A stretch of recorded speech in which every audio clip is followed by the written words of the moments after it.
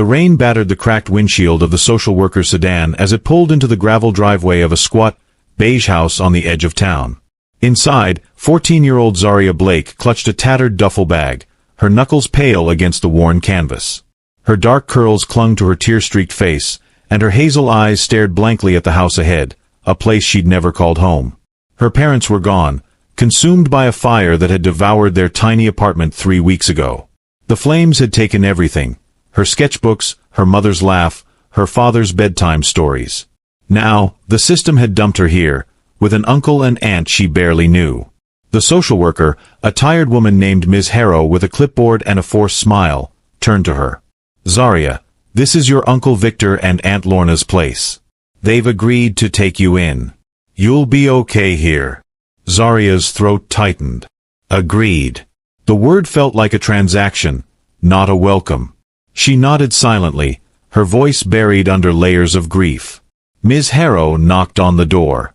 It swung open to reveal Uncle Victor, a wiry man with a pinched face and thinning hair. His eyes flicked over Zaria like she was a piece of furniture he hadn't ordered. "Victor Green." Ms. Harrow extended a hand. "I'm with Child Services. This is Zaria, your niece." Victor grunted, shaking her hand curtly. "Yeah, we know who she is. Come on in, kid." Zaria stepped inside, the air thick with the scent of stale coffee and floral air freshener. Aunt Lorna stood in the living room, arms crossed, her sharp features framed by a tight blonde bun. She wore a pastel cardigan that seemed too soft for her cold gaze. Behind her, Zaria's cousin Sasha lounged on a leather couch, scrolling on her phone. At 16, Sasha was all sharp edges, glossy nails, winged eyeliner, and a smirk that promised trouble. "So, this is the orphan," Sasha said, not looking up. Her voice dripped with mockery. "Sasha, hush," Lorna snapped, but her tone lacked conviction. She turned to Ms. Harrow. "We'll take care of her. Got the paperwork?" Ms. Harrow handed over a folder. "This includes her records and the stipend details. It's a monthly payment for her care." "Stipend?" Victor's eyes lit up, just for a moment, before he masked it with a nod. "Right. We'll make sure she's fed and all." Zaria's stomach churned. She wasn't a person to them, she was a paycheck. Ms. Harrow gave her a pitying look, then left, her car's taillights fading into the rain. The door clicked shut, and the house felt smaller, colder. "All right, kid," Victor said, scratching his neck. "Don't expect a welcome party. We've got our own lives. Just stay out of the way." Lorna pointed down a dim hallway. "Your room's that way. Last door. Don't touch anything that's not yours." Zaria nodded, her duffel bag heavy on her shoulder. As she shuffled past, Sasha finally looked up, her lips curling. "What's in the bag, charity case?" "Your whole sad little life." Zaria froze, her fingers tightening on the strap. She wanted to snap back, to scream, but the words wouldn't come. Instead, she kept walking, the weight of their stares burning into her back. The room was barely a closet, tucked at the end of the hallway past a laundry nook that smelled of mildew. A narrow cot sagged against one wall, its mattress thin and stained. A single bulb hung from the ceiling, casting harsh shadows over peeling wallpaper. There was no window, no desk, just a splintered wooden crate in the corner that might have been a nightstand in a past life. Zaria dropped her duffel on the cot, the springs creaking under its weight. She unzipped the bag, pulling out the only thing she'd salvaged from the fire, a charred photo of her parents laughing at a picnic, a cracked phone with no charger, and a pencil stub. Her sketchbook, her lifeline, hadn't survived. The loss felt like a fresh wound. Down the hall, the TV blared, and Sasha's laughter cut through the noise. Zaria sat on the cot, knees drawn to her chest, trying to block it out. She traced imaginary lines on her palm, sketching invisible designs to calm her racing heart. Apps, websites, games, she'd always loved creating worlds where she could escape. Her dad used to call her Z, the dream weaver. Now, those dreams felt like ash. A knock startled her. Lorna stood in the doorway, holding a folded towel that looked more gray than white. "Here," she said, tossing it onto the cot. You'll shower after Sasha. She needs the hot water for her dance practice. Zaria nodded, her voice still trapped. Lorna lingered, her eyes narrowing. Look, we're not your parents. We've got bills, a business to run. Victor's auto shop isn't exactly raking in millions. You're here because we're doing you a favor.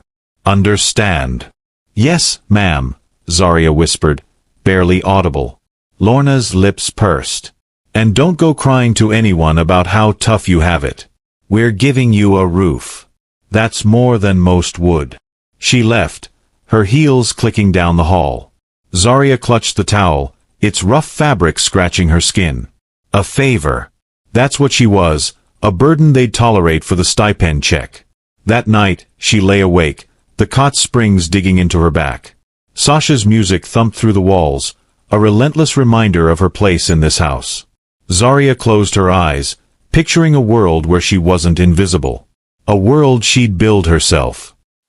2 weeks later, Zaria sat cross-legged on the cot, a new treasure in her hands, a battered sketchbook she'd found in the school's lost and found. Its pages were warped, some torn, but it was hers. She'd swiped a few pencils from the art room, too, promising herself she'd return them. Now, under the dim bulb, she sketched furiously, wireframes for a music app, flowcharts for a game, doodles of interfaces that felt alive. Each line was a rebellion, a claim to a future no one in this house believed she had. The door swung open without a knock. Sasha stood there, a smoothie in one hand, her phone in the other. "What's that?" she demanded, eyeing the sketchbook. Zaria slammed it shut, heart pounding. "Nothing. Doesn't look like nothing." Sasha stepped closer, her sneakers squeaking on the floor. "You stealing stuff now? Bet it's some emo diary about how sad your life is." "It's just drawings," Zaria said, tucking the sketchbook under her pillow. Sasha snorted. "Drawings? What, like stick figures? God, you're so pathetic." She leaned in, her breath smelling of strawberry lip gloss. "You think you're gonna be some big artist? Newsflash, you're nobody. You're here because my parents felt sorry for you. That's it." Zaria's cheeks burned, but she held Sasha's gaze. "I don't need your pity. Oh, please." Sasha laughed, sharp and cruel. "You need everything. That raggedy bag? Those ugly sneakers? You're a walking charity case. Keep your little doodles to yourself, or I'll make sure Mom and Dad know you're wasting time." She flounced out, leaving the door open. Zaria's hands shook as she pulled the sketchbook back out. She flipped to a blank page and sketched a single word in bold, jagged letters, Zenova. It was the name she'd dreamed up for her future company, a beacon of hope. She pressed the pencil harder, the lead nearly tearing the paper. They could mock her, ignore her, but they couldn't take this. Saturday evenings at the greenhouse were a spectacle of excess, at least for Sasha. The living room pulsed with music, fairy lights strung across the ceiling as her friends sprawled on the couch, giggling over pizza and soda. Zaria, meanwhile, stood at the kitchen sink, scrubbing dishes from a dinner she hadn't been invited to eat. Her plate held a cold slice of pizza crust and a spoonful of congealed macaroni, scavenged from the leftovers. From the living room, Sasha's voice carried over the music. "Oh my God, you guys, my new portfolio is slaying. I'm totally getting into that design academy next year." "Girl, you're gonna be famous," one of her friends squealed. "What's your next project?" "Something chic, obviously," Sasha said. "Maybe a fashion app. I'm all about aesthetics." Zaria's hands stilled in the soapy water. A fashion app. She'd sketched one months ago, before the fire, with mood boards and color palettes. Her ideas were trapped in her head now, but hearing Sasha claim something so close to her own dreams stung. Victor shuffled into the kitchen, a beer in hand. "Zaria, you done with those dishes yet? Lorna's got laundry for you after." "Yes, sir," Zaria mumbled, rinsing a plate. He leaned against the counter, watching her. "You know, kid, you're lucky we took you in. Most folks wouldn't bother. Don't go causing trouble, all right?" "I won't," she said, keeping her eyes on the sink. "Good." He took a swig of his beer and wandered back to the living room, where Sasha was now posing for selfies with her friends. Zaria finished the dishes and hauled a basket of laundry to the hallway. As she sorted socks, Lorna appeared, her arms crossed. "Zaria, Sasha's got a big presentation tomorrow. Make sure her white blouse is ironed. And don't mess it up." Zaria nodded, her jaw tight. She carried the blouse to the ironing board, the steam hissing as she pressed out every wrinkle. Sasha's laughter echoed from the living room, a constant reminder of the life Zaria wasn't allowed to have. Monday morning, Zaria sat in the school cafeteria, her tray holding a bruised apple and a carton of milk. Across the room, Sasha held court with her friends, her laughter loud and performative. Zaria kept her head down, flipping through her sketchbook. She was working on a new design, a social platform for artists to share and sell their work. Each line felt like a step toward freedom. A shadow fell over her table. She looked up to see Ms. Delgado, the art teacher, smiling warmly. "Zaria, those sketches are incredible. Have you thought about joining art club? We're starting a digital design unit next week." Zaria's heart leapt. "I'd love to, but I don't know if I can." "Why not?" Ms. Delgado sat across from her, her bangles jingling. "You've got real talent. This could be a great opportunity." Zaria hesitated. "My aunt and uncle, they don't like me doing stuff like that. They say it's a waste of time." Ms. Delgado's brow furrowed. "That's nonsense. Art's never a waste. Tell you what, come to one meeting. See if you like it. I'll talk to your guardians if I have to." For the first time in weeks, Zaria felt a spark of hope. "Okay, I'll try." That evening, she waited until dinner to bring it up. The dining table was cramped, with Sasha dominating the conversation about her latest dance recital. Zaria picked at her peas, gathering her courage. "Aunt Lorna," she said quietly, "there's an art club at school. They do digital design. Can I join?" Lorna's fork paused midair. "Art club? What's that got to do with anything?" It's something I'm good at," Zaria said, her voice wavering. "It could help me later, maybe for a job." Victor snorted. "A job? Kid, you're 14. Stick to something practical. Art's for dreamers who end up broke." Sasha smirked, twirling her fork. "Yeah, Zaria, you're not exactly Picasso. Stick to cleaning the kitchen." Zaria's cheeks flushed. "It's not just drawing. It's coding, design, stuff companies need." Lorna set her fork down, her eyes cold. "Zaria, we're not here to fund your hobbies. You're not one of us. You don't get to make demands. Sasha's got dance, school activities. She's got a future. You focus on helping around the house. That's your role." The words hit like a slap. "You're not one of us." Zaria stared at her plate, her vision blurring. She wanted to scream, to tell them about Zenova, about the world she was building in her sketchbook. But she knew they'd laugh, or worse, take it away.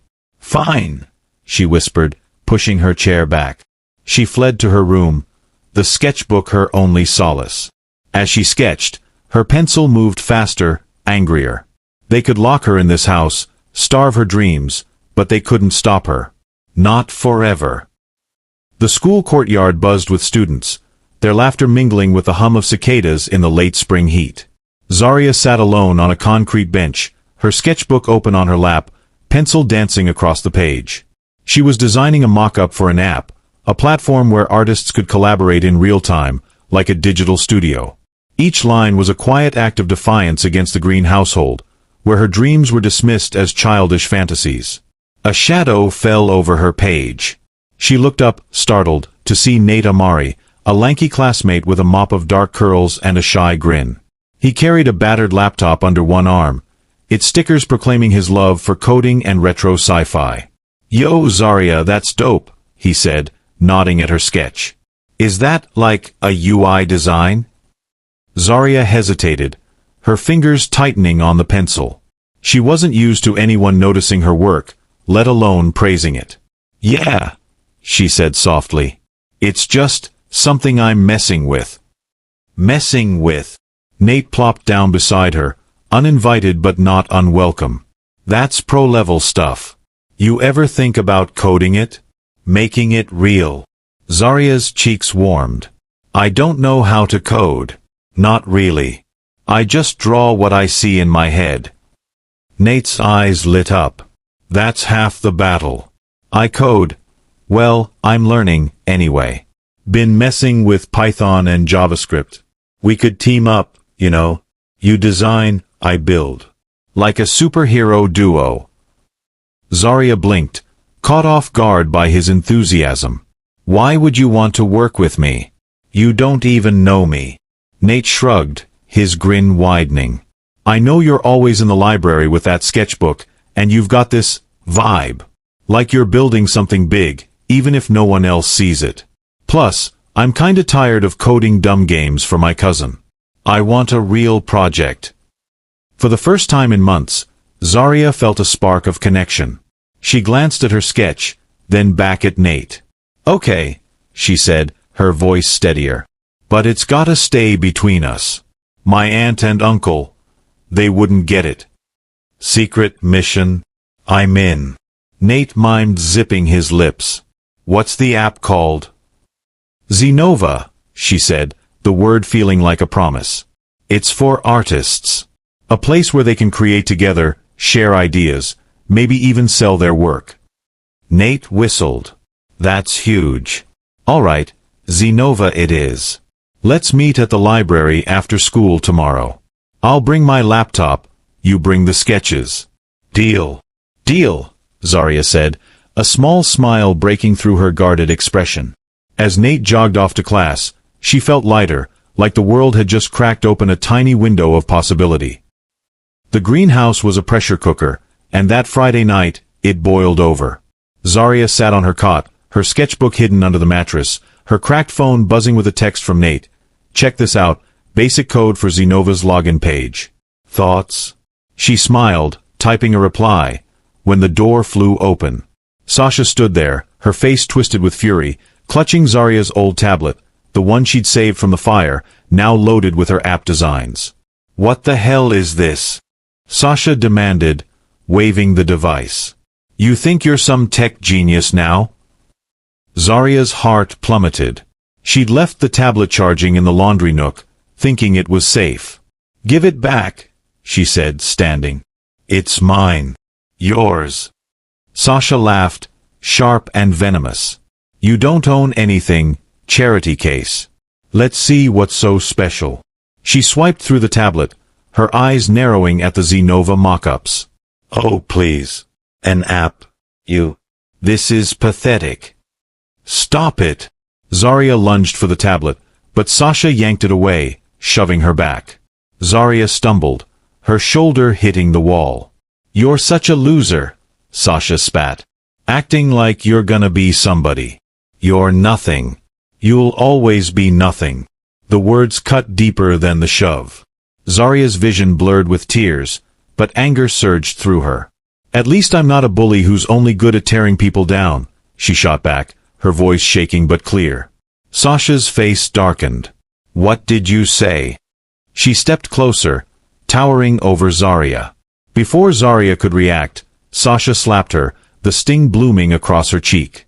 The commotion drew Lorna to the doorway. What's going on? She snapped, her eyes flicking between them. Sasha thrust the tablet at her mother. She's got this stupid app thing on here, acting like she's better than us. She called me a bully. Lorna's gaze hardened as she looked at Zaria. Is that true? You're causing trouble again. It's my tablet, Zaria said, her voice cracking. I wasn't doing anything wrong. Wrong. Lorna's voice was ice. You're sneaking around, wasting time on nonsense when you're supposed to be helping this family. We feed you, house you, and this is how you repay us. Victor appeared behind Lorna, his face red. I've had enough of this, he growled. You're more trouble than you're worth, kid. Pack your stuff. You're out. Zaria froze, her breath catching. Out? Where am I supposed to go? That's not our problem, Victor said. You've got 10 minutes. Sasha smirked, tossing the tablet onto the cot. Good riddance, she muttered, flouncing out. Zaria's hands trembled as she stuffed her duffel bag with her few belongings. The sketchbook, the photo of her parents, the tablet. Lorna and Victor stood in the doorway, watching like sentinels. As she zipped the bag, Zaria's eyes burned, but she refused to cry. Not in front of them. She walked past them, her head high despite the ache in her chest. The front door slammed behind her, and the night swallowed her whole.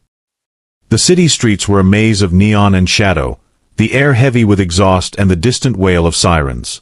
Zaria wandered for hours, her duffel bag cutting into her shoulder, her cheek still stinging from Sasha's slap. She was 14, alone, with $3.27 in her pocket and no plan. The weight of it crushed her, but she kept moving, driven by a stubborn spark that refused to die. By midnight, she stumbled into a women's shelter, its flickering sign a beacon in the dark. The intake worker, a weary woman named Carla with kind eyes, took one look at Zaria and waved her inside. "Come on, sweetheart," she said. "Let's get you a bed." The shelter was cramped, filled with the low hum of voices and the rustle of plastic mattresses. Zaria was given a cot in a corner, a thin blanket, and a paper cup of watery soup. She sat cross-legged, her sketchbook open, sketching by the light of a street lamp filtering through a barred window. The lines were shaky, but they were hers. Carla stopped by, crouching beside her. "You're a quiet one," she said, her voice gentle. "What's with the drawing?" Zaria hesitated, then angled the sketchbook to show a wireframe for Zenova. "It's an app I'm designing. For artists." Carla's eyebrows rose. "At your age, that's something special. You got a place to work on this." Zaria shook her head. "Not anymore. But I'll figure it out." Carla studied her, then pulled a flyer from her pocket. "There's a community center a few blocks away. They've got free Wi-Fi, computers, some coding classes. Might be a start." Zaria clutched the flyer, hope flickering. "Thank you," she whispered. The next morning, she found a job cleaning offices at a strip mall, $5 an hour under the table. By day, she scrubbed floors. By night, she haunted the community center, teaching herself HTML and CSS on a clunky PC. She texted Nate from a borrowed phone, telling him she was okay, promising to keep working on Zenova. Each keystroke, each sketch, was a brick in the foundation of her future. 3 months into shelter life, Zaria's routine was survival. Clean, code, sketch, sleep.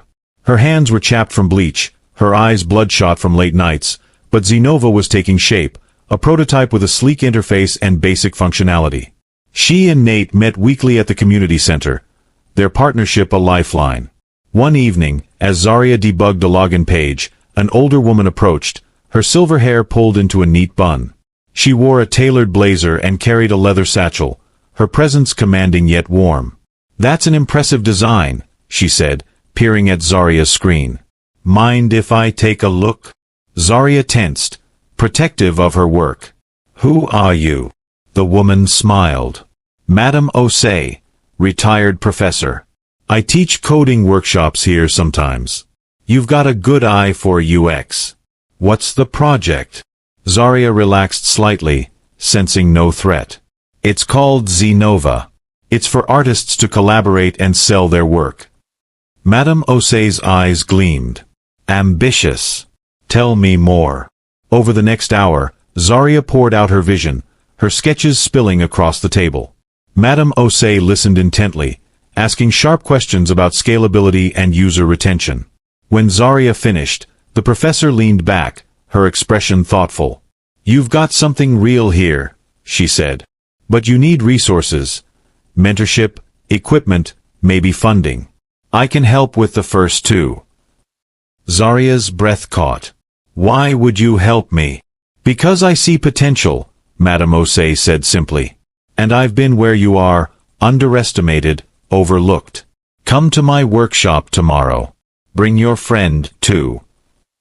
The next day, Zaria and Nate attended, soaking up Madame Osei's lessons on APIs and database design.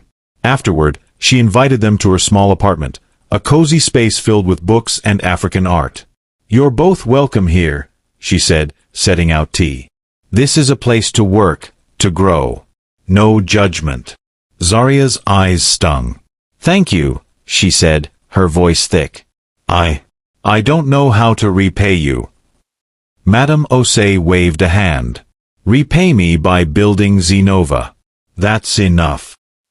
6 months later, Zaria and Nate stood in a sleek conference room, their prototype ready. Madame Osei had connected them with a local startup pitch event, a chance to win seed funding.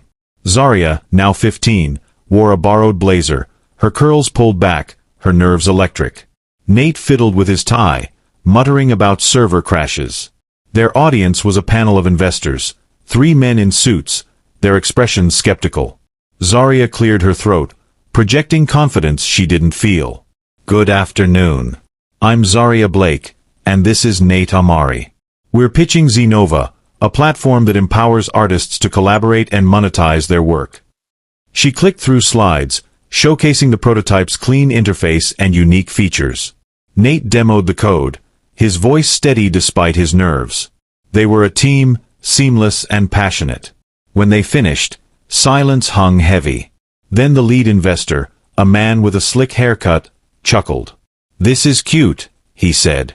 "But your kids. You're what, homeless?" He glanced at Zaria's file, which noted her shelter address. "And you think you can compete with Silicon Valley? Come on." The other investors laughed, a sound that sliced through Zaria's confidence. "It's a nice hobby," another said. "But the market's crowded. You don't have the experience." Nate's face reddened. "We've got a working prototype. That's more than most." "Save it," the first investor cut in. "You're out of your league." Zaria's hands clenched under the table, but she forced a nod. "Thank you for your time," she said, her voice tight. They left the room, the laughter echoing behind them. Outside, Nate kicked a trash can. "Jerks. They didn't even listen." Zaria stared at the skyline, her jaw set. "They're wrong," she said. "Zenova's real. We'll prove it." Nate looked at her, his anger softening. "Yeah, we will. You and me, Zaria. Superhero duo, remember?" She nodded, a fire kindling in her chest. The world could laugh, but she'd build Zenova anyway. For her parents, for Madame Osei, for herself.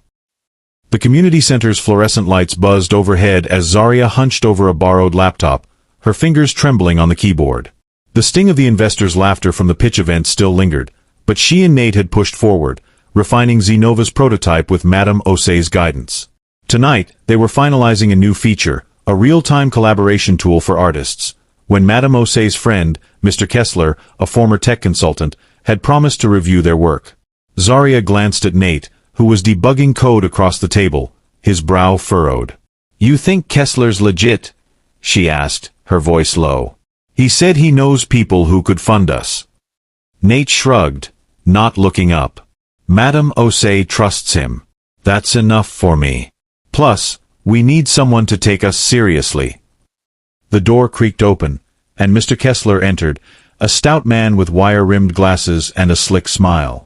He carried a briefcase that looked too expensive for the community center's chipped tables. "Zaria, Nate," he greeted, setting up his laptop. "Let's see this masterpiece."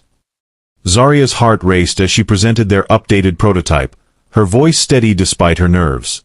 Zenova's collaboration tool lets artists work together in real time, like Google Docs for creatives. It's secure, scalable, and built for small creators who can't afford premium software. Kessler nodded, his eyes flicking between the screen and his phone. Nate demoed the code, highlighting the tool's efficiency. When they finished, Kessler leaned back, stroking his chin. "Impressive," he said. "Really impressive.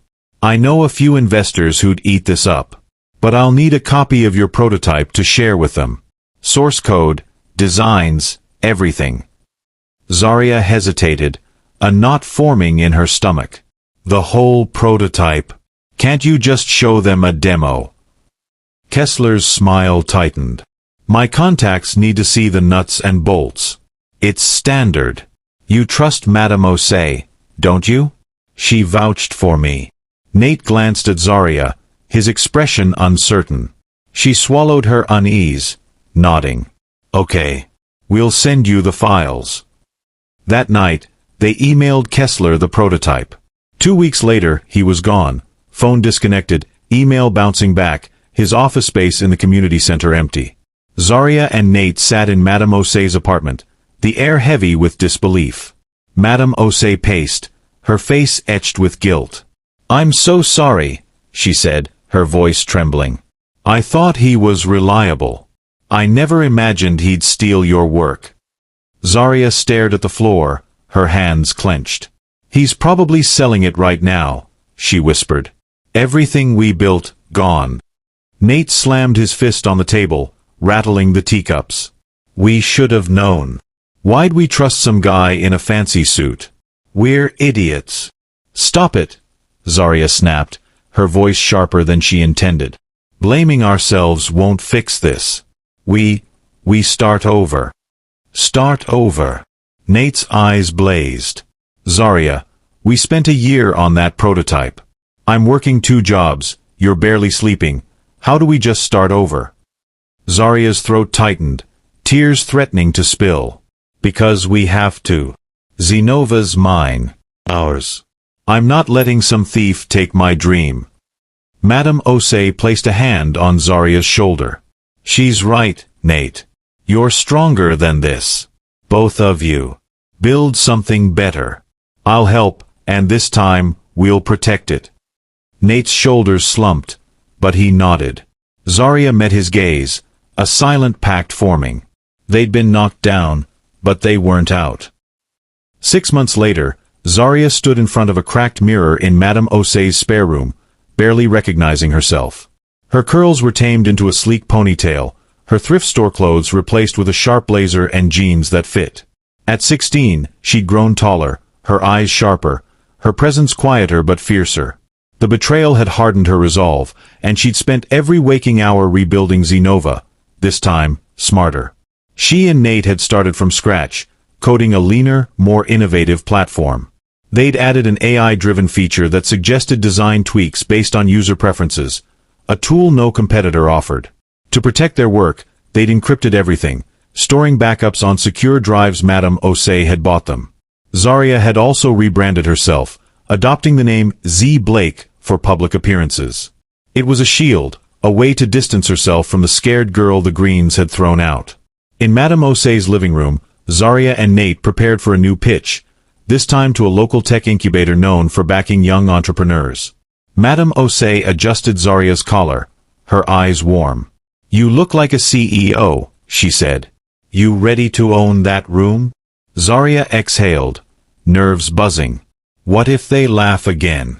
Or steal it? They won't, Madame Osei said firmly. You're not the same kids who pitched last year. You've got a killer product and a story they can't ignore.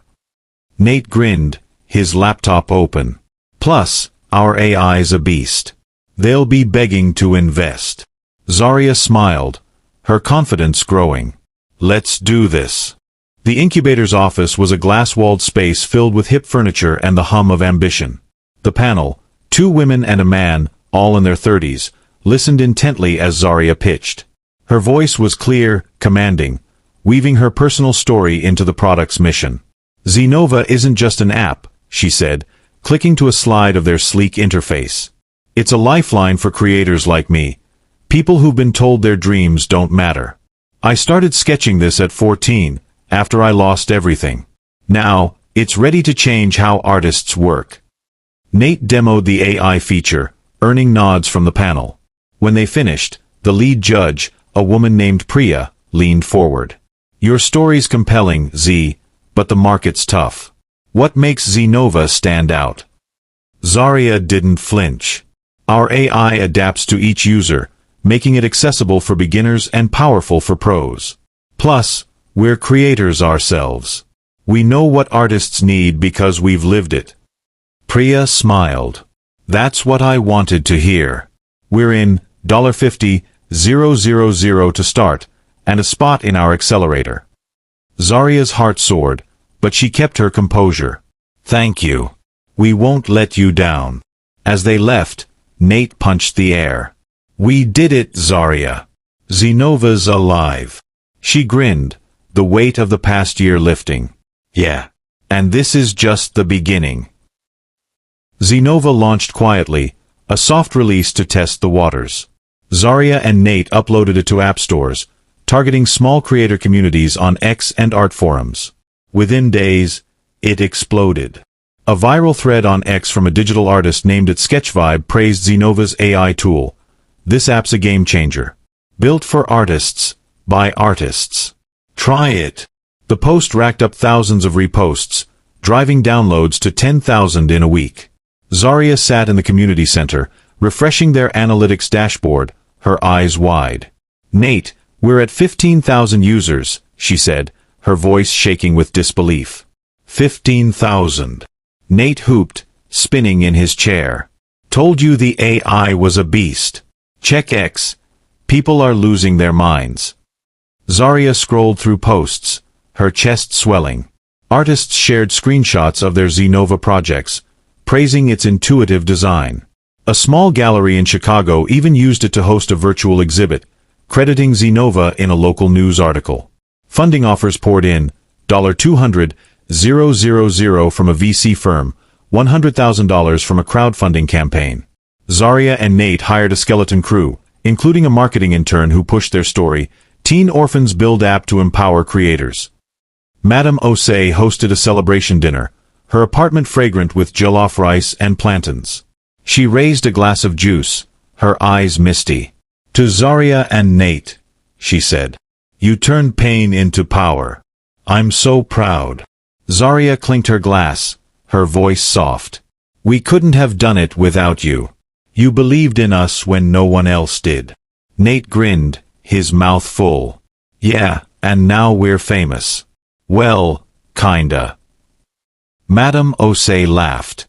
Keep your feet on the ground, both of you. The world's watching now. Later, Zaria stood on the apartment's balcony, the city lights sprawling below. Zenova was real, alive, and hers. But the Green's voices still echoed in her mind. You're nothing, you're not one of us. She gripped the railing, vowing to make Zenova so big they'd choke on their words. 2 years later, Zenova was a household name, with 2 million users and a sleek office in the city's tech district. Zaria, now 18, had fully embraced her Z. Blake persona. Polished, confident, and unrecognizable from the girl who'd slept in a shelter. She stayed out of the spotlight, letting Nate and their PR team handle interviews while she focused on product development. Her latest innovation was an AI voice assistant for Zenova, codenamed Aria, which guided users through design tasks with a warm, intuitive tone. In the office's soundproof studio, Zaria recorded Aria's lines, her voice calm but commanding. Welcome to Zenova. Let's create something extraordinary. She paused, tweaking the script on her tablet. The assistant was her brainchild, a piece of herself embedded in the app. Nate poked his head in, holding a coffee. Sounding good, boss. Aria's gonna be huge. You sure you don't want to do the keynote for the launch? Zaria shook her head, smiling. You know I'm better behind the scenes. You're the face, Nate. He snorted. Yeah, 'cause I'm so photogenic. Seriously though, people are asking about Z. Blake. You can't hide forever. I'm not hiding, she said, her tone firm. I'm protecting what's mine. The Greens, the investors who laughed, they don't get to claim me now. Nate nodded, understanding. Fair. But when you're ready to step out, it's gonna be epic. That night, Aria went live, and the internet erupted. Users raved about its seamless integration, calling it like having a mentor in your pocket.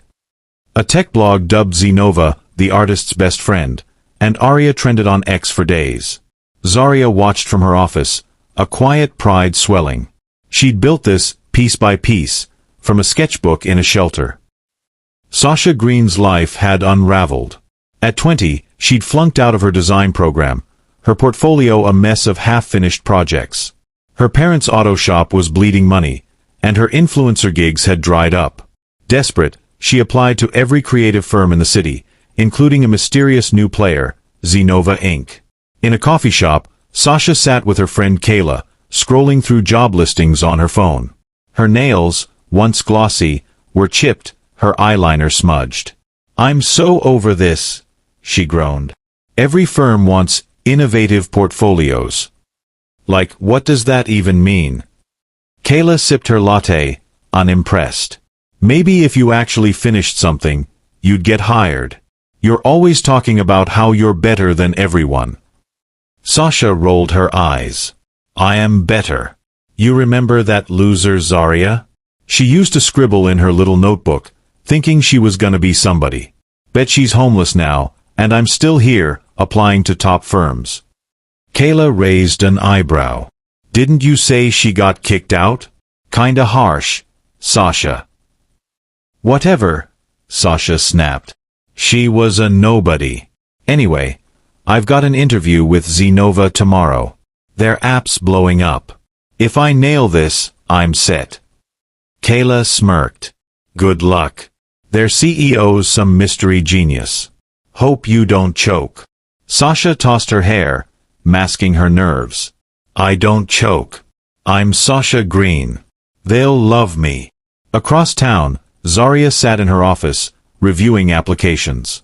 Her assistant, Mia, slid a resume across her desk. "This one's for the junior designer role. Sasha Green. Says she's got extensive creative experience." Zaria froze, the name hitting like a punch. She scanned the resume, sparse, exaggerated, and painfully familiar. A slow smile curved her lips. "Schedule her for an interview," she said, her voice calm but laced with steel. "I'll handle it myself." Mia raised an eyebrow. "You sure? You usually let HR do the first round." Zaria leaned back, her eyes glinting. "This one's special." As Mia left, Zaria opened her tablet, pulling up Zenova's latest metrics. The app was thriving, her voice assistant dominating the market. Sasha had no idea who she was walking into. For the first time, Zaria felt the thrill of power, not revenge, but justice. The girl who'd called her a charity case was about to meet Z. Blake. The convention center buzzed with ambition, its cavernous hall filled with booths draped in sleek banners and recruiters in crisp blazers. The annual City Tech Job Fair was a magnet for dreamers and hustlers, and Zenova Incorporated's booth was the star attraction.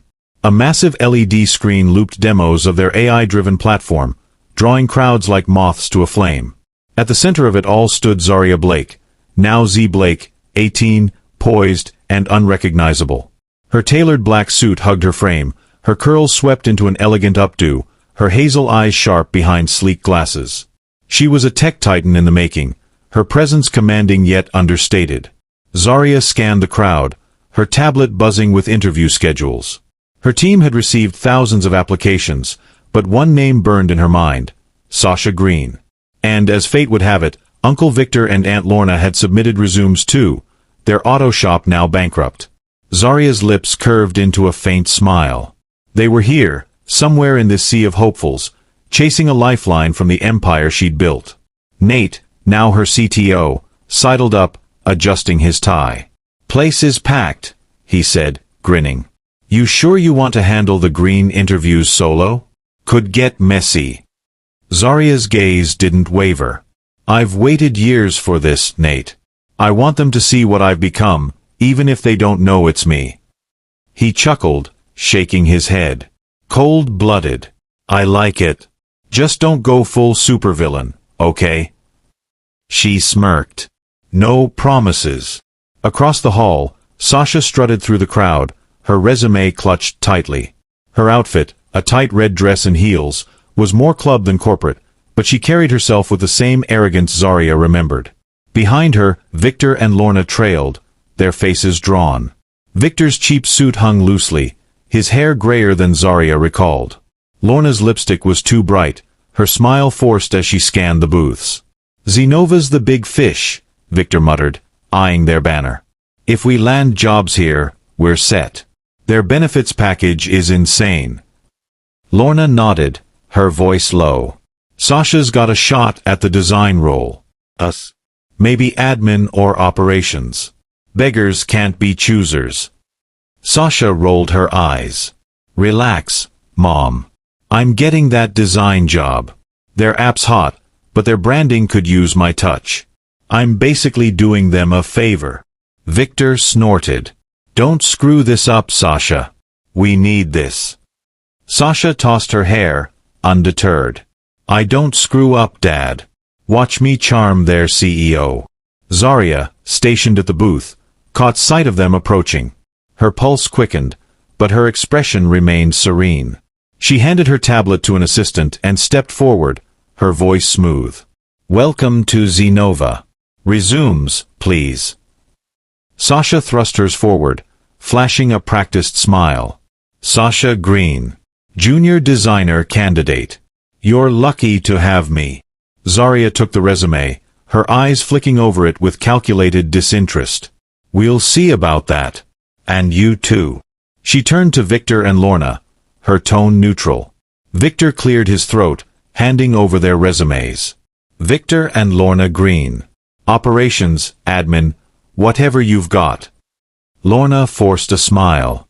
We're hard workers. Family-oriented. Zaria's lips twitched, the irony almost too much. Noted. Interviews are in room 3B. Follow the signs. As they walked away, Sasha muttered, That chick's intense. Bet she's just a glorified secretary. Zaria overheard, her smile sharpening. They had no idea who they were dealing with. And she was just getting started. Room 3B was a sleek conference space, its glass walls offering a view of the bustling fair. Zaria sat at the head of a polished table, a single chair opposite her. Her tablet displayed the Greens' resumes, each a testament to their desperation. She'd chosen to interview them herself, anonymously, as Z. Blake, Zenova's elusive CEO. Her rebrand, new name, polished look, and a carefully curated public persona ensured they wouldn't connect her to the scrawny 14-year-old they discarded. Sasha entered first, her heels clicking with confidence.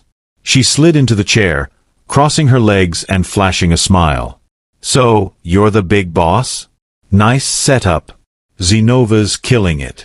Zaria leaned back, her expression unreadable. Thank you. Let's start with your experience. Your resume mentions extensive creative leadership.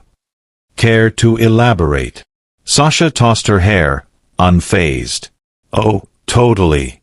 I've led tons of projects, school stuff, personal branding, social media campaigns. I'm all about aesthetics. Your app's great, but I could elevate it. More flair, you know. Zaria's eyebrow arched. Flair. Interesting. Can you give me a specific example of a project you led start to finish? Sasha faltered, her smile flickering. Well, there was this group thing in my design class. I basically ran the show, told everyone what to do. It was a poster or something. Got an A. An A, Zaria repeated, her tone dry. And your technical skills? Zenova relies on UI/UX expertise. What software do you use? Sasha shifted, her confidence cracking. You know, the usual Photoshop, Canva. I'm a quick learner, though. I don't need to know every little thing to be awesome. Zaria jotted a note, her pen deliberate. Noted. One last question. How do you handle working with people who challenge your ideas? Sasha smirked. I don't let people walk over me. Back in high school, there was this girl, total loser, who thought she was some artist. Always scribbling in her notebook, acting like she was better than me. I put her in her place. You've got to show people who's boss. Zaria's grip tightened on her pen, but her face remained a mask. Fascinating. Thank you, Sasha. We'll be in touch. Sasha stood, smoothing her dress. Cool. You won't regret hiring me. As she left, Zaria exhaled, the weight of Sasha's words sinking in. That loser was her, and Sasha hadn't changed, still cruel, still clueless. The door opened again, and Victor and Lorna entered, their postures stiff. "Ms. Blake," Victor said, his voice gruff. "Thanks for seeing us. We're not fancy, but we get the job done." Lorna nodded, her smile strained. "We've run a business for years. We know operations inside out." Zaria tilted her head, her voice cool. "Your resumes mention an auto shop. It closed recently, correct? What happened?" Victor's jaw tightened. "Bad economy. Suppliers jacked up prices. Couldn't keep up. We did our best," Lorna added quickly. "We're adaptable. We'll do whatever Zenova needs. Filing, inventory, anything." Zaria tapped her tablet, her eyes piercing. "Adaptable. Good. Tell me, how do you handle difficult team members? Say, someone young, creative, maybe underestimated." Victor snorted. "Young people need discipline. We had this kid living with us once, troubled girl, always causing problems. Had to let her go. Sometimes you cut your losses." Lorna's eyes darted to Victor, then back to Zaria. "She wasn't a good fit. We tried, but family's complicated." Zaria's heart thudded, but she kept her composure. "I see. And how do you define family?" Lorna hesitated, caught off guard. "Well, people who stick together. Who support each other." "Interesting," Zaria said, her voice like silk over steel. "Thank you both. We'll follow up." As they left, Victor muttered to Lorna, "She's tough. Hope we didn't bomb it." Zaria leaned back, her hands trembling slightly. They hadn't recognized her. Not a flicker. She was a stranger to them, just as they'd made her a stranger 4 years ago. But now, she held the power. The interviews left Zaria restless, her mind replaying Sasha's smirk, Victor's dismissal, Lorna's hollow words. She stood at the Zenova booth, greeting candidates, but her thoughts were on the next step. She decided their fates, low-tier roles, far below their expectations, but enough to keep them close. Not out of cruelty, but to show them what she'd built from the ashes they'd left her in. In a quiet moment, she met Nate in a corner of the hall, away from the crowd. He handed her a coffee, his eyes curious. "So, how'd it go? Did they grovel?" Zaria sipped the coffee, her smile faint. "They didn't even know it was me. Sasha bragged about bullying some loser, me. Victor called me a troubled girl. Lorna just lied." Nate's jaw dropped. "Wow. They're shameless. What's the play now?" "I'm hiring them," Zaria said, her voice steady. "Sasha as a design intern, bottom rung. Victor and Lorna in operations, entry level. They'll work for me, under my rules." Nate whistled. "That's savage. You sure you want them in the building? Could stir up drama." Zaria's eyes glinted. "Let it. They'll see Zenova's success every day and never know I'm the one who made it. That's enough for now." He grinned, raising his coffee. "To karma, then." "To karma," she echoed, clinking her cup against his. Later, in her temporary office, Zaria drafted the offer letters. Sasha's role, design intern, $15 per hour, reporting to a senior designer. Victor and Lorna, operations assistants, $18 per hour, handling inventory and clerical tasks. She signed each letter as Z. Blake, CEO, her signature bold and deliberate. As she sealed the envelopes, her assistant, Mia, knocked. "Offers ready?" Mia asked, collecting the letters. "These the special ones you mentioned?" Zaria nodded. "Send them out today. I want their responses by tomorrow." Mia hesitated, sensing the weight behind Zaria's calm. "You okay? You seem intense about these." Zaria smiled, but it didn't reach her eyes. "Just tying up loose ends, Mia. Make sure they get those letters."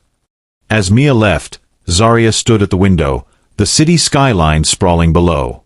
The Greens thought they were clawing their way up. They had no idea they were stepping into her world.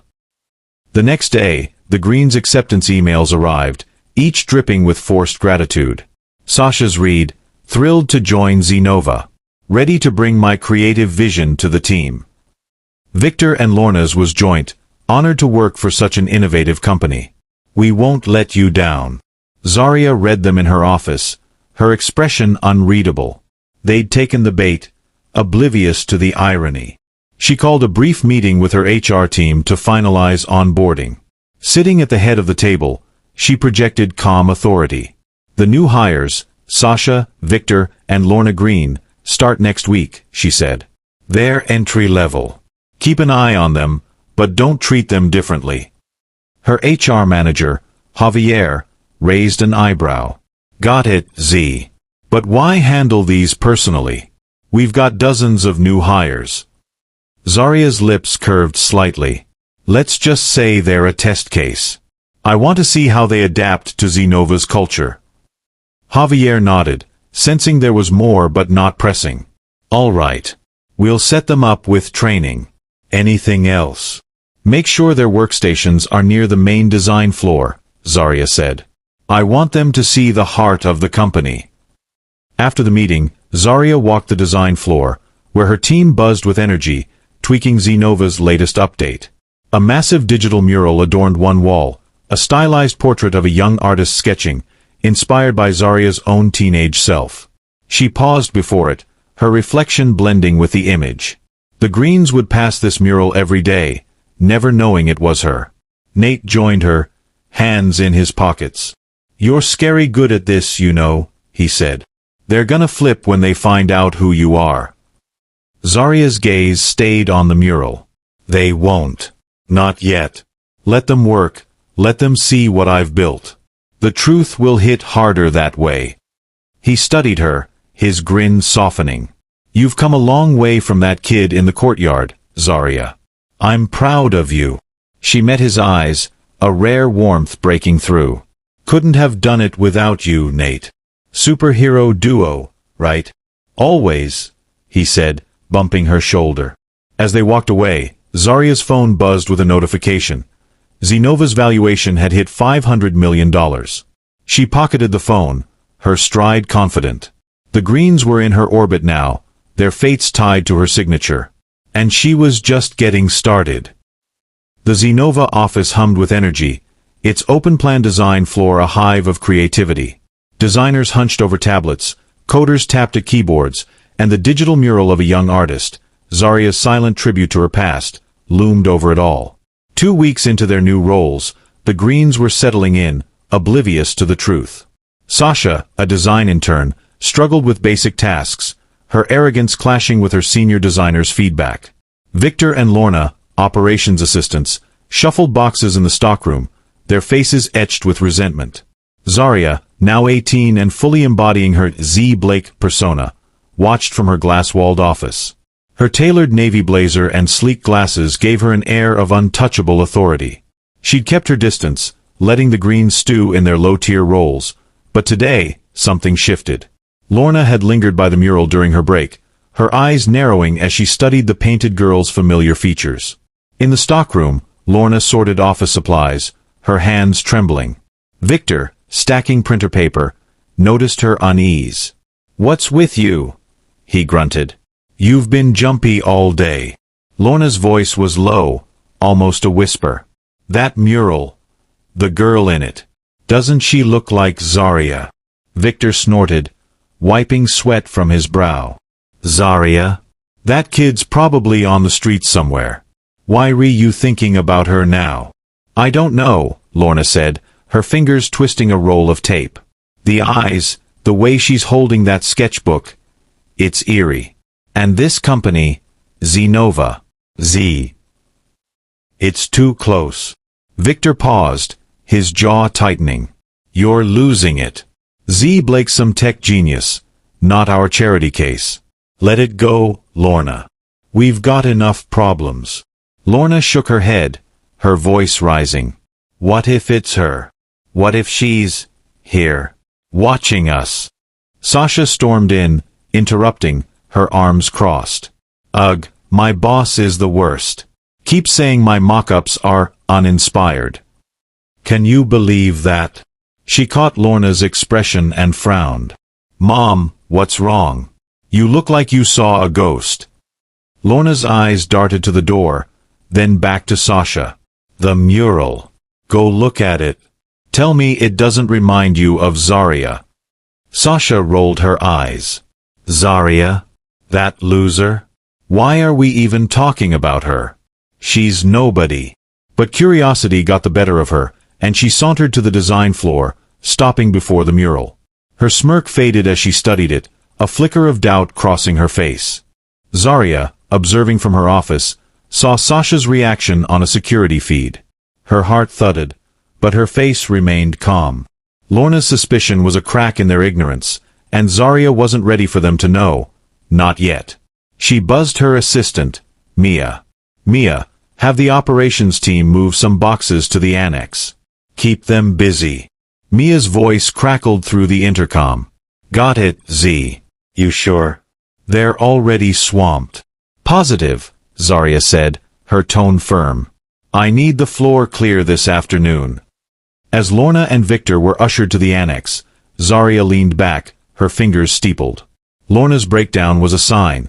The truth was closing in, and she'd orchestrate its reveal on her terms. The next day, Zenova's annual product launch was set to stream live on X, a global event showcasing their latest update, an enhanced version of Aria, the AI voice assistant. Zaria had planned every detail, from the polished keynote to the subtle nod to her past. The event was her stage, and the Greens, working menial tasks in the office, would witness it unknowingly. In the design floor's break room, a massive screen broadcast the pre-show, with employees buzzing about the launch. Sasha lounged at a table, scrolling on her phone, while Victor and Lorna stood near the coffee machine, their faces tired. The mural loomed behind them, its presence inescapable. Sasha glanced at the screen, unimpressed. This launch better be good. My friends keep hyping Zenova, but it's just an app. Big deal. Lorna, still rattled, clutched her coffee mug. Sasha, look at that mural again. I'm telling you, it's her. Sasha groaned. Mom, enough with the Zaria conspiracy. She was a nobody. Why would she be on a wall? Victor, overhearing, snapped, Lorna, drop it. You're embarrassing us. We're here to work, not chase ghosts. Before Lorna could reply, the screen flared to life, and the crowd hushed. Nate stepped onto the virtual stage, his grin infectious. Welcome to Zenova's 2025 launch, he announced. Today, we're unveiling Aria 2.0, but first, a word from our CEO, Z. Blake. The camera panned to Zaria, standing in a spotlight, her presence magnetic. Her voice, calm and commanding, filled the room. Thank you, Nate. Zenova began as a dream, a place for creators to thrive, no matter their circumstances. I built it from nothing, because I know what it's like to have nothing. In the break room, Victor froze, his coffee cup halfway to his mouth. Lorna's mug slipped from her hands, shattering on the floor. Sasha's phone clattered onto the table, her eyes wide. Zaria continued, her gaze piercing through the screen. At 14, I lost my parents, my home, everything. I was taken in by family who saw me as a burden. They threw me out, told me I'd never be anything. But I had a sketchbook, a vision, and a fire they couldn't extinguish. Lorna's hand flew to her mouth, her voice a choked whisper. Oh my God! It's her. Sasha shook her head, her face pale. No way. That's not. It can't be. Victor's jaw clenched, his eyes glued to the screen. Shut up, both of you. Listen. Zaria's voice grew stronger. Zenova is for every artist who's been underestimated, every dreamer told they're not enough. Aria 2.0 is my promise to you, a tool that sees your potential, just as someone once saw mine. The screen flashed to a montage of Zaria's sketches, including a faded page from her teenage years, unmistakably hers. The mural's inspiration was clear. Employees cheered, but the Greens stood frozen, the truth crashing over them. Lorna sank into a chair, tears streaming. We threw her out, and she built this. Sasha's voice trembled. She's the CEO? Zaria. That charity case. Victor's face was ashen, his hands shaking. We're working for her. She signed our paychecks. The broadcast ended with Zaria's final words. Create fearlessly. Zenova's got your back. The screen faded to the company logo, and the break room erupted in applause, except for the Greens, who stood like statues, their world upended. That afternoon, Lorna sat in the stockroom, her hands clasped, her mind reeling. Victor paced, his anger masking his fear. Sasha leaned against a shelf, her usual bravado gone. The broadcast had shattered their reality, and they were scrambling to process it. We need to talk to her, Lorna said, her voice hoarse. Apologize, explain. Apologize. Victor snapped. For what? We gave her a roof, and she caused trouble. She's playing victim to look good. Sasha's eyes flashed. Dad, she's a millionaire. A billionaire, maybe. She could fire us, ruin us. We need to fix this. Lorna nodded, desperate. I'll call her office. Maybe she'll see us, hear us out. Victor scoffed but didn't stop her. Lorna pulled out her phone, her fingers shaking as she dialed Zenova's main line. A receptionist answered, her voice crisp. Zenova Incorporated, how can I help you? This is Lorna Green, Lorna said, her voice unsteady. I need to speak to Z. Blake. It's urgent. The receptionist paused. Ms. Blake is unavailable. May I ask what this is regarding? It's personal, Lorna said. Family matters. Please, just tell her it's Lorna Green. Another pause. Would you like to leave a message for Madam Blake? Lorna's breath caught. Madam Blake. The title hit like a slap, a reminder of Zaria's power. Yes, she said faintly. Tell her, we're sorry. We want to talk. I'll pass it along, the receptionist said, her tone neutral. Have a good day. Lorna hung up, her face pale. She's Madam Blake now. She's untouchable. Sasha's voice was small. What if she ignores us? Or worse, fires us? Victor stopped pacing, his fists clenched. She won't. She needs us. We're her family. Lorna looked at him, her eyes hollow. Victor, we're not her family. We never were. In her office, Zaria listened to the receptionist's report, her expression unreadable. They left a message, she asked, leaning back in her chair. Yes, Mia said, handing her a note. Lorna Green. Said it's about family matters. Wants to talk. Zaria's lips curved, but her eyes were cold. Let them wait. Schedule a meeting for tomorrow, end of day. My terms. Mia nodded, sensing the weight of the moment. You got it, Z. You sure you're okay? Zaria's gaze drifted to the mural visible through her window. I'm fine, Mia. Just closing a chapter. The next evening, Zaria sat in a private meeting room, its minimalist design a stark contrast to the chaos in her heart. The Greens were due any minute, and she'd prepared for this moment, rehearsing her words to balance truth with restraint. She wore a simple black dress, her glasses off, her face bare of pretense. For the first time, she'd face them as Zaria, not Z. Blake. The door opened, and the Greens entered, their faces a mix of fear and defiance. Lorna's eyes were red, her hands clasped tightly. Victor's jaw was set, his posture rigid. Sasha hung back, her usual swagger replaced by uncertainty. Zaria gestured to the chairs. Sit. They obeyed, the silence heavy. Lorna spoke first, her voice trembling. Zaria, we saw the broadcast. We had no idea. We're so sorry. Zaria's gaze was steady, unflinching. Sorry for what, exactly? Lorna faltered, glancing at Victor. For everything. For not being there. For letting you go. Letting me go? Zaria's voice was calm but sharp. You threw me out at 14. You called me a burden, a charity case. You told me I'd never be anything. Is that what you're sorry for? Victor shifted, his voice gruff. We were struggling, kid. The shop, the bills, we couldn't handle you. You were trouble, always sneaking around with that tablet. Zaria's eyes flashed. I was building Zenova. While you mocked me, I was creating this. She gestured to the room, the company beyond. You didn't see me. You never tried. Sasha spoke, her voice small. I didn't mean to be so mean. I was just, I don't know. Jealous, maybe. You were always so quiet, so focused. Zaria tilted her head, her expression unyielding. Jealous? You slapped me, Sasha. You laughed when I was kicked out. You called me a loser. That's not jealousy. That's cruelty. Lorna's tears fell freely now. We were wrong, Zaria. Please, we're family.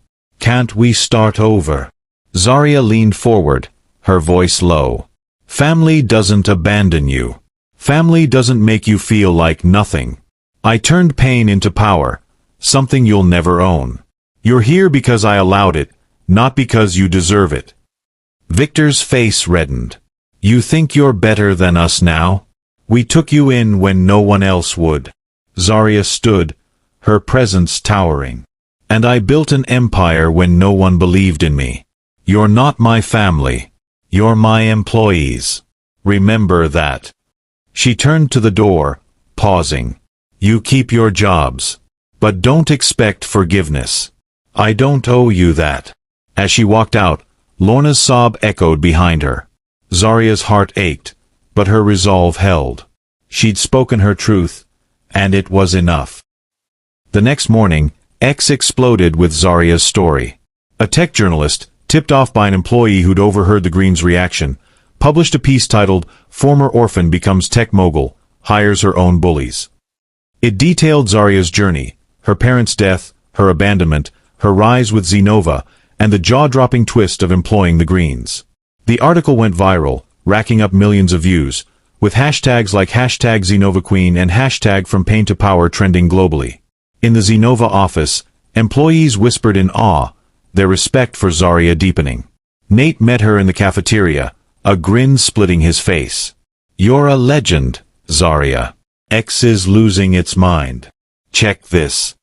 He showed her a post from a Tech Trends. Z Blake's story is unreal. Abandoned at 14, now running a $500 million company and hiring her toxic family? Iconic. It had 200,000 reposts. Zaria sipped her coffee, her expression calm. Let them talk. It's just noise. Nate laughed. Noise? This is a movement. You're inspiring kids out there, showing them they can rise above anything.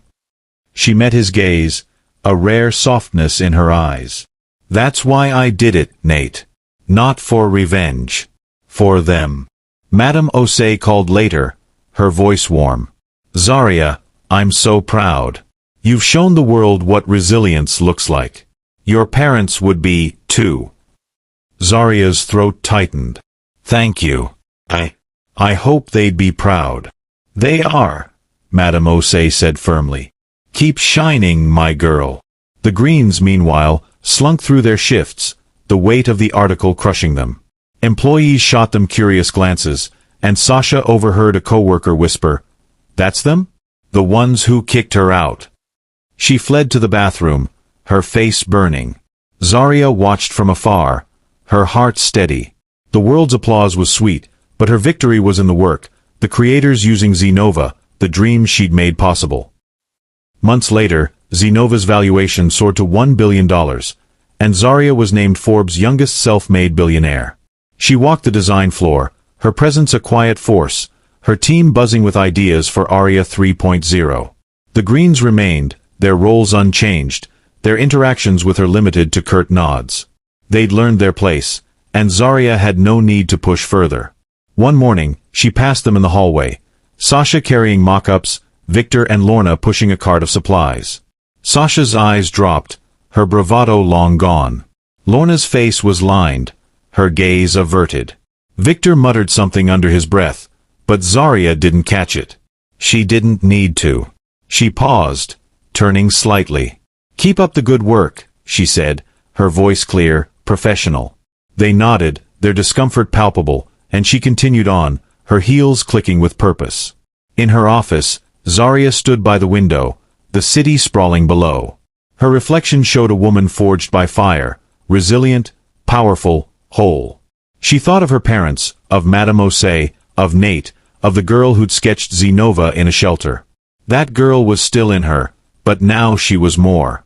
Nate knocked, leaning in. "Got a minute?" The team's got a wild idea for Aria. "Wanna hear it?" Zaria smiled, turning from the window. "Always. Let's build something extraordinary." As she followed him to the design floor, her voice echoed in her mind, a quiet mantra, sometimes the best revenge is success they can't even recognize you in. The mural watched over the office, a testament to her journey. Zaria Blake had risen, and the world would never forget her name. I'm glad you made it to the end. I hope you enjoyed the story.